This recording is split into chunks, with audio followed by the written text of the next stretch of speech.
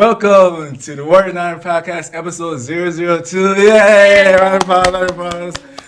All right. Before we start off our topic, we're going to have our second PT debrief. Yeah, there you go. All right.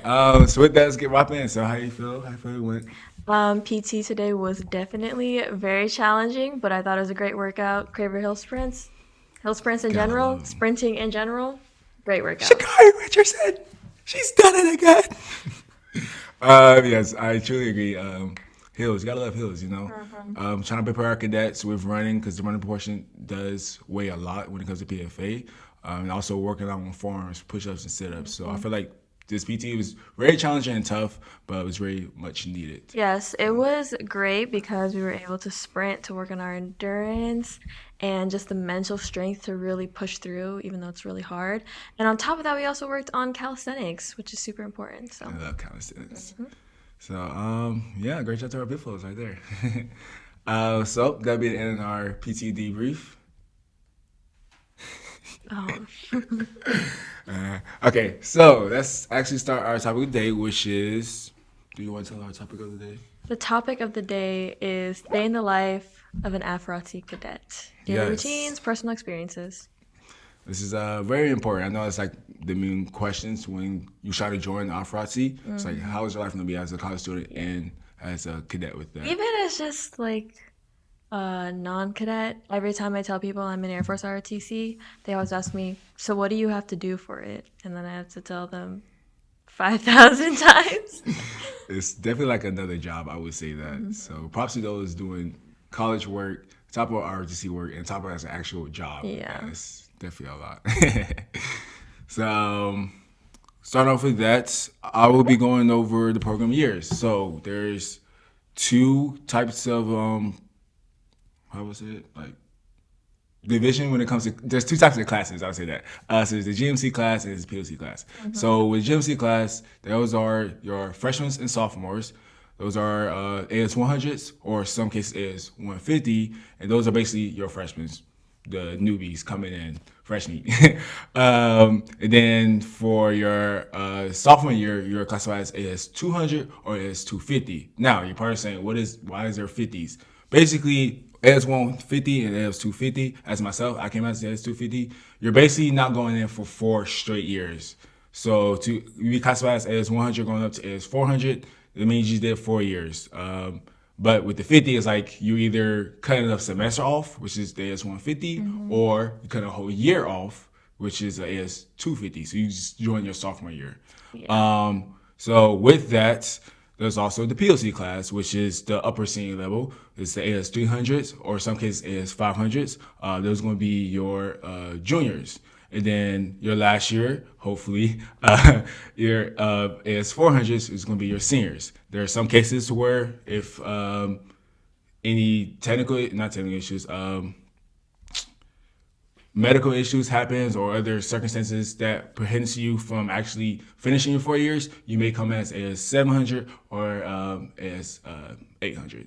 So those are way rare though. It's mainly those who are like academic stuff, making sure you get your degree with that. Nursing So, major. yeah, nursing for sure. Engineering. So keep that in mind with that. But at the end of the day, these are the classes you're going to take to help you hopefully commission in the Air Force soon. Yeah, so in our last video, we mentioned that you have to take aero classes, and those requirements still stand. So even if you cut a year off, you do have to make up those aero classes that you would have taken in your first year. But it's totally possible. I mean, look at him. He came in as a 250 and he's here right now. So you definitely, it's a little bit more work to double up on aero classes, but it's totally doable. And If it's endurable, then endure it. stop complaining. To endure anything your mind can make endurable. Yeah, we're in knowledge. So going off to that, that's just the class programs. Now we're gonna go into our actually daily routine. So head off you with PT. Okay, so every Monday and Wednesday we have PT that starts at 0600 to 0700. So in reality, if you're there 15 minutes before we start, you're on time. And if you're on time, you're late. So really it's like 5:45 till 7. but that's every Monday and Wednesday. It's a great workout, honestly. It's a hard, it's definitely really hard to wake up, but you get used to And it. then have a podcast right after. Yeah. We're doing it for you guys, so. So yeah, we have PT, like she said, every Monday and Wednesday, 67. We're not gonna go too much detail with that because we do have an episode going more physical training. So I'm looking Yeah. forward to that one. Next, we have your aerospace courses. So going in as your freshman and sophomore year, you so AS 100, AS 150, or AS 200, AS 250, you would take a 1 credit course. But the catch is, as AS 150, as 250, because you're behind, you might have to double up on classes. I believe AS 150 for spring semester you only take 1 credit course, and then your fall semester, coming as a sophomore, you take two double 1 credit Yeah, course. so you're gonna take that fall semester that you missed on top of the fall semester that you're supposed to be taking that year as a sophomore. But if you want to be a higher achiever, like myself, the rest of the AS 250, you'd be doubling up two 1 credit courses, both your fall and spring semester. So with that path, you got to make sure that you're still on the right path to graduate on time, because there's a lot of credits that you basically be throwing out there to where if you had to do 18 credits, you got to keep that in mind. Some schools don't allow you to go over 18 stuff, but you can get past that if you need to. And then going into as 300 year and 400 year, you would then be taking 3 credit courses, which is basically meaning instead of only having 1 day for class, you have 2 days throughout the week for Hmm. aerospace course. And then as 500, as 700 or 800, you shouldn't be taking any aero courses, but who knows, whatever happens with that, depending on your major. Yeah, and whatever works out for you. For me, I'm a nursing major, so my course load is pretty packed, and I am taking a fifth year, so eventually I will be an AS 800. And during that time, I will be taking aero classes, but we have engineering majors who will also be 800s with me, who will not be taking any aero classes. So it really just depends what works for you and your schedule. Gotta be flexible. I'll say Mhm. that. So we have PT, we have your aerospace courses, and then Okay, lastly, so for Det 592 at UNC Charlotte, the way that we have our schedule is Monday, Wednesday, PT, 6 to 7, and then every Thursday we have our lead lab. And lead lab goes from 1600 to 1800, so 4 to but what 6. is Lee Lab? Lead lab, well, it's a great time. So during lead lab, GMC, which will be our freshmen and our sophomores, practice their leadership, followership skills, and also use this time to prepare for field training. This is where majority of our training takes place. We do a lot of GLPs, some LRCs. We teach them basic, intermediate, and advanced drill, everything that you need to know to go to field training, of course. And then for POC, us upperclassmen, we use this time to demonstrate our leadership skills, followership skills, and this is our time to train the GMC. We put in a lot of work outside of PMT events, which, if you saw our last video, which are the PTs, lead labs, and aero classes, we put a lot of time outside to plan these lead labs for our GMC, and lead lab is a time for us to execute and really get them prepared for field training. That's our main goal. Yeah, Lee Lab is a huge deal when it comes to, especially as a GMC, obviously PLC too. But going in like me, which is going to our next topic, personal experience. I came in, I had no military background whatsoever. Then I had to march. I would say I was more introverted. I didn't like briefing in front of a lot of people. I wanted to stand by myself. As I could say with the last video, is why I chosen to take this path and join AFROTC and become an adept with that to help build myself and be a stronger person with that. So Lead Lab is like your not your only time, but it's the time to where you really need to stand out, show us POC, cadre, and even your peers, your classmates that's in your fights that you have what it takes to be able to commission as an officer, be that leader, Hmm. be that follower that the Air Force is looking for, especially nowadays. I feel that's really important.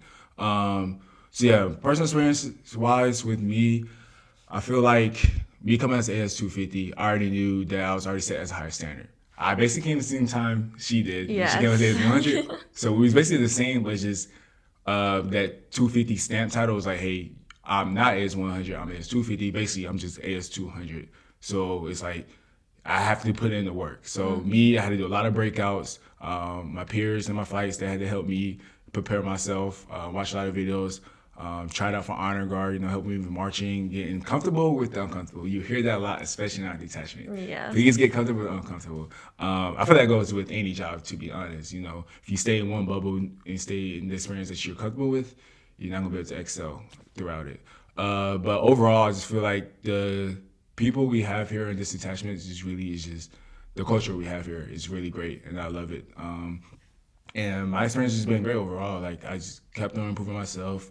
Had a lot of ups and a lot of downs, but just being a strong cadet and pushing through it, and knowing my main reason why I joined, why I'm here, and helping to support the United States of America. Yeah, so something that you'll hear a lot, especially during when we pick up the intensity in the spring, is that we'll ask you like, what is your why? Why are you doing this? Why are you here? And you really have to dig deep and remember your why and keep going because it's not easy. It's not for everybody, but I mean, something that I heard during my FTP semester, which is my field training prep semester, is if it was easy, then it would mean nothing. And that's just something that you really have to remember. So for my personal experiences, for my personal experiences, I actually really love PT because it forces me to get up and get going, get my day started early. And I've grown a lot through PT and Lead Lab. As a freshman, I loved Lead Lab because even though very intense, lots of yelling, you just don't let it get to you, and you learn a lot. I also came from, I wouldn't say I came from no military background, but my mom commissioned through the Air Force through OTS, so she was not familiar with ROTC at all. And whenever I would ask her about marching, drill in general, she had no idea because she went she went through OTS becoming a nurse, and so she just had no idea. She had no prior service or anything, and it's been forever since she served. So I was kind of on my own, and I'm here right now, and I would say I'm very knowledgeable on all the things that we're training GMC on. So don't let it discourage you. You learn a lot in Lead Lab. You learn a lot in your aerospace classes, and PT. It's just really you gotta dig in. You gotta have grit, but it's great life skill stuff. She is him, literally. But yeah, I definitely can relate on that. Like I said, I don't know if I mentioned it, but I'm a first generation when it comes to military. So my parents don't have no idea how to help me with this process. Man, I have an uncle that joined the Air Force, but he's went the enlisted side. So when it comes to like all the requirements for RTC, I really have nobody family wise to help me with that. So I could definitely really not be able to actually parents certain stuff. It's like you really got to do on your own. But at the end of the day, you're not alone. We have our wonderful detachment and just Air Force overall, the people that's definitely going to support you to help you do what you got to do. Yeah, another thing is that, like, technically we only have 4 hours of training, 2 hours, 1 hour PT twice a week, and then our 2 hour leadership lab. But you definitely have to put in the work outside, Have to. especially if you're not really familiar or it takes you a little longer to learn things for drill. Like me, drill is definitely not one of my strongest skills, but I put in a lot of work, and my FDE score at field training was pretty solid. I'd say I'm pretty proud of myself with that one.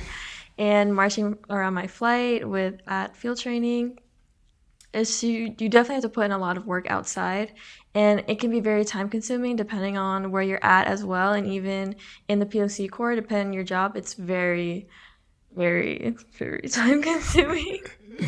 But it teaches you great time management skills. Yes, So, I definitely agree with that. So with that, that is all the talking points I have. Do you have anything else to add? um, I mean, if you're listening to this and you're thinking, wow, that's a lot, it is, but it's totally doable. I mean, things sound hard, but you can do anything that you put your mind to.